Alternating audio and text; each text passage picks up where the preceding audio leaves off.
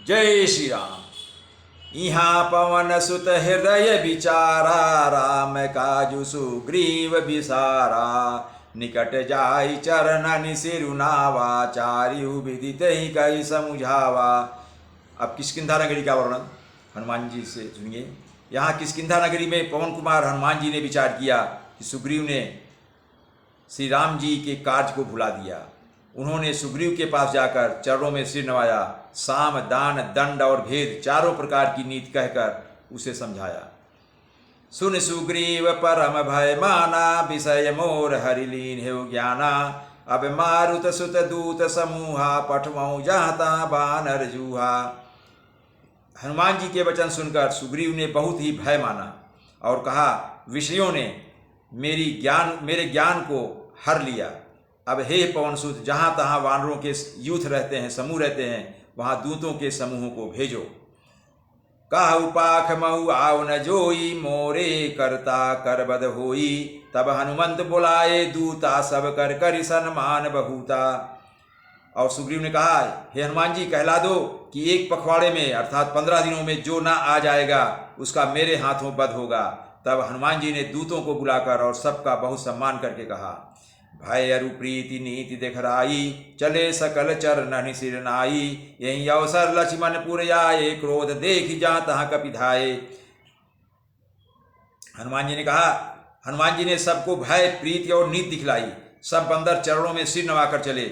इसी समय लक्ष्मण जी नगर में आए। उनका क्रोध देखकर बंदर जहाँ तहाँ भागे। हनुमान जी ने सुग्रीव को समझाया, सुग्रीव ने सबको बुलाकर सब कह दिया और हनुमान जी उनको समझा रहे हैं। और इतने में ही सब बंदर गए ढूंढने सीता जी को, लेकिन उतने में ही लक्ष्मण जी क्रोधित रूप में आ गए।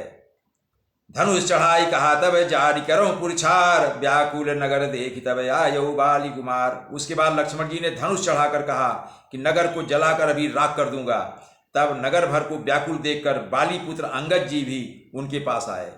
चरण नाई सिरु विनती कीन्ही, लक्ष्मण अभय बाहते दीन्ही। क्रोधवंत लक्ष्मण सुनिकाना, कहा कपीस यति भय कुलाना।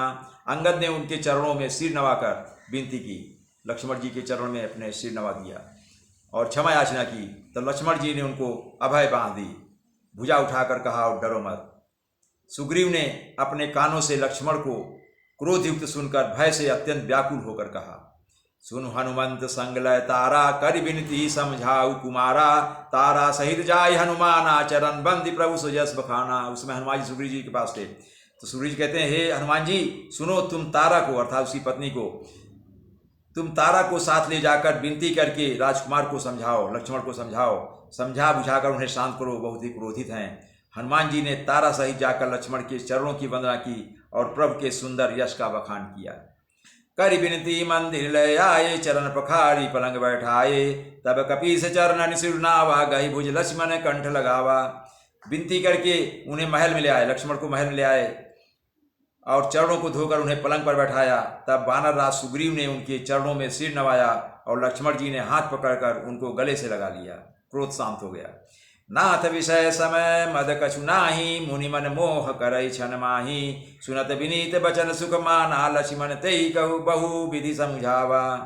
सुग्रीव ने कहा, हे नाथ, विषय के समान और कोई मद नहीं है। यह मुनियों के मन में भी क्षण मात्र में मोह उत्पन्न कर देता है। फिर मैं तो विषयी जीव ही ठहरा, विषय भोग में लिप्त रहने वाला जीव ही मैं हूँ। सुग्रीव के विनय युक्त वचन सुनकर लक्ष्मण जी ने सुख पाया और उनको बहुत प्रकार से समझाया। पवन तनय सब कथा सुनाई, जय विधि गए दूत समुदायी। तब पवन सुत हनुमान जी ने जिस प्रकार सब दिशाओं में दूतों के समूह भेजे गए थे वह सब हाल लक्ष्मण जी से बता दिया। हरसि चले सुग्रीव तब अंगदादि कपि साथ, रामानुज आगे करी आए जहाँ रघुनाथ। तब अंगद आदि वानरों को साथ लेकर और श्री राम जी के छोटे भाई लक्ष्मण, रामानुज राम के अनुज लक्ष्मण जी, श्री राम जी के छोटे भाई लक्ष्मण जी को आगे करके अर्थात उनके पीछे पीछे सुग्रीव हर्षित होकर चले और जहाँ रघुनाथ जी थे वहाँ आए। जय श्री राम।